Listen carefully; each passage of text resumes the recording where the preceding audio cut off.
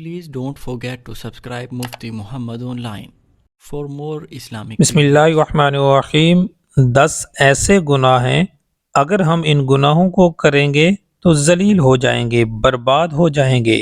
یہ وہ گناہ ہیں جو آپ کو اللہ کی نظروں سے گرا دیں گے۔ یہ وہ گناہ ہیں جو آپ کے کیے ہوئے اعمال کو اور ثواب کو برباد کر دیں گے۔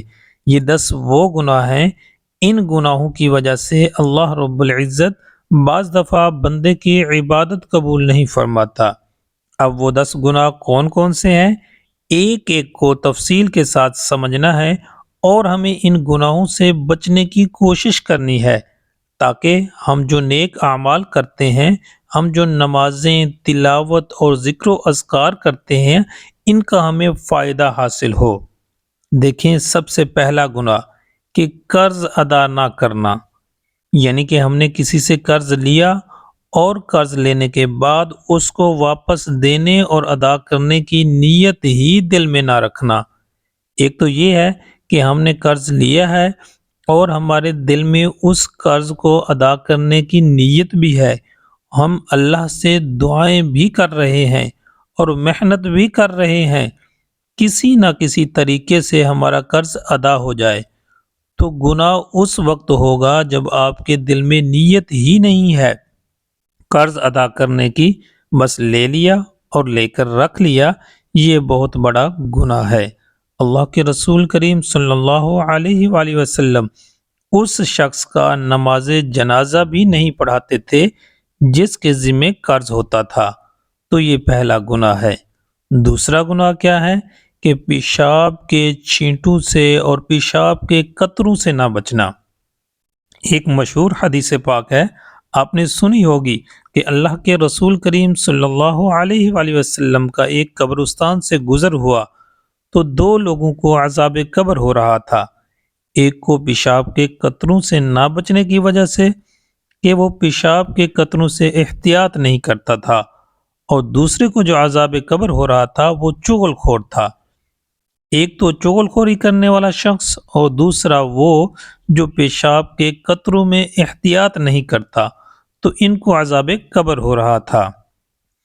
تو پیشاب کے قطروں سے بچنا چاہیے، یہ ایک بہت بڑا گناہ ہے۔ جب ہم پیشاب کریں تو مکمل احتیاط کرنی چاہیے پیشاب کے قطروں سے محفوظ رہنے کے لیے۔ اسی طرح تیسرا گناہ ہے کسی کو عار دلانا، یعنی کسی شخص سے کوئی گناہ ہو گیا ہے، کوئی غلطی ہو گئی ہے اور اس نے اللہ کے سامنے معافی مانگ لی، جس کے سامنے غلطی ہوئی ہے اس سے معافی مانگ لی، اب بار بار اس کو عار دلایا جا رہا ہے، اس کو وہ گناہ یاد دلایا جا رہا ہے۔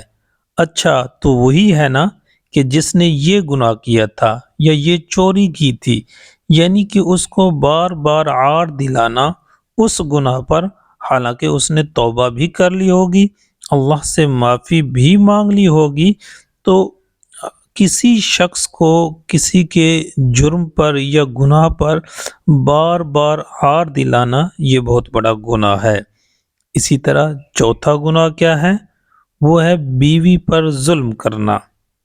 یہ آج کے دور میں اتنا خطرناک ہو چکا ہے کہ بیوی کو کچھ سمجھا ہی نہیں جاتا، یعنی طرح طرح کے اس پر ظلم کیے جاتے ہیں، اس کو گالیاں دی جاتی ہیں، مطلب یہ ہے کہ اس کو انسان سمجھا ہی نہیں جاتا، بس عورت کو خادمہ اور غلام بنا کر رکھا جاتا ہے۔ تو یہ بہت بڑا گناہ ہے جو شخص اپنی بیوی پر ظلم کرتا ہے۔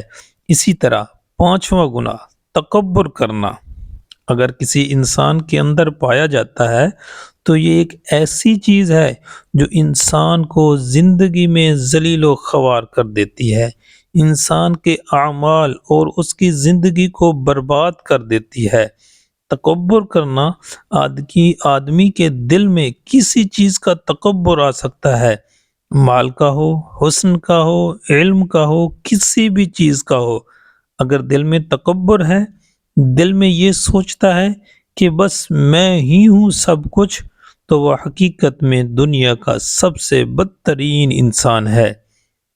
اس لیے اپنے اندر عاجزی اور انکساری پیدا کریں کہ میرے پاس جو کچھ بھی ہے رب کا دیا ہوا ہے، وہ مال ہو، علم ہو، حسن ہو، یہ سب اللہ کی نعمت ہیں، یہ سب کچھ اللہ کا دیا ہوا ہے، ہم کس لیے تکبر اور غرور کریں۔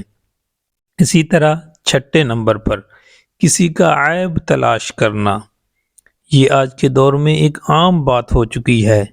ہم کسی نہ کسی کی ٹو میں لگے رہتے ہیں، کسی کی طاق میں لگے رہتے ہیں کہ اس کی کوئی غلطی ہماری پکڑ میں آ جائے، پھر اس کو لوگوں میں اچھال دیا جائے۔ بس ہم کسی کا عیب تلاش کرنے میں لگے رہتے ہیں، کسی نے کیا کیا، فلاں نے کیا کیا، کسی کا عیب تلاش کرنا، کسی کا راز آؤٹ کرنا، یہ بھی ایک بہت بڑا گناہ ہے، اس سے بچنے کی کوشش کرنی چاہیے۔ اسی طرح ساتواں گناہ شرعی پردہ نہ کرنا، وہ مرد ہو یا عورت ہو، مرد کے لیے بھی ضروری ہے جو شریعت نے اس کو پردے کا حکم دیا ہے، یعنی جو ستر ہے اس کو چھپانا مرد کے لیے بھی ضروری ہے۔ آج کل لوگوں نے پتہ نہیں کیا کیا پہننا شروع کر دیا ہے جس سے پورا ستر ہی نہیں چھپا ہوتا، تو ہمیں لباس وہ پہننا چاہیے جس سے مکمل ستر محفوظ ہو۔ اسی طرح عورتوں کے لیے شریعت نے پردے کا حکم دیا ہے، اس کو مکمل طور پر عمل میں لانے کی کوشش کریں۔ یہ بھی ایک بہت بڑا گناہ ہے۔ آج کل عورتیں تنگ لباس، بال کھلے رکھتی ہیں، یہ بہت بڑا گناہ ہے، اس سے بچنا چاہیے۔ اسی طرح 8ویں نمبر پر ریاکاری یعنی دکھاوا، لوگوں کے سامنے صدقہ کیا، لوگوں کے سامنے نمازیں پڑھی تاکہ لوگ ہمیں نمازی سمجھیں، لوگ ہمیں نیک سمجھیں، صدقہ دیا اس لیے کہ لوگ سمجھیں بڑا امیر آدمی ہے، غریبوں کو پیسے دیتا ہے۔ آج کل تو کوئی تھوڑا سا صدقہ کرے تو پہلے تصویر سیلفی لے کر سوشل میڈیا پہ ڈال دیتا ہے، یہ بہت بڑی ریاکاری ہے، یہ بہت بڑا گناہ ہے، یہ صدقے کے اجر و ثواب کو، عبادت کے اجر و ثواب کو ضائع کر دیتا ہے۔ ریاکاری سے بچنا چاہیے، جو کام کریں، نماز پڑھیں، تلاوت کریں، تسبیحات پڑھیں، صدقہ کریں، صرف اللہ کی رضا کے لیے کرنا چاہیے۔